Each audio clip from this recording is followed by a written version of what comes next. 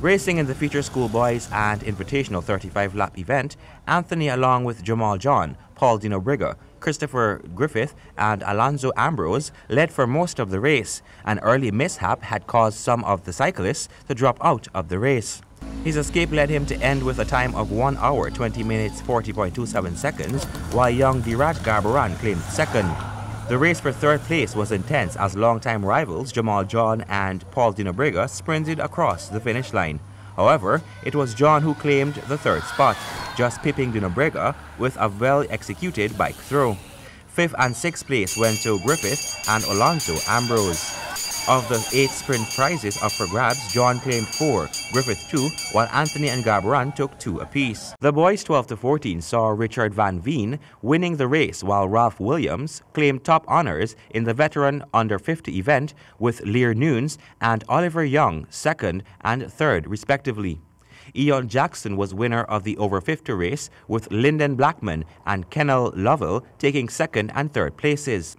Adil Hodge beat out Richard Van Veen for the juvenile 10-lap race, while Shamal Young settled for third. The meet was sponsored by the Massey Group of Companies through their 7 Seas brand. Product specialist Nirvana Thakur said they were pleased with the event from its inception and will continue to be a part in the future. We have been collaborating with Mr. Hassan for over 15 years. This year is going to be 15, like you mentioned before.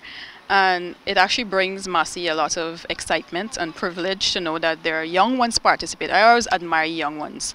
And then they have the adults who are participating they have to look up to.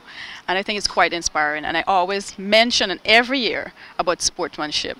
And I think that's excellent. Hassan Mohammed, organizer of the event, thanked the sponsors for their continued support. Well, I'm always happy to have my sponsor come forward. And this is a youth program. As you can see, it's pure youth is seen around.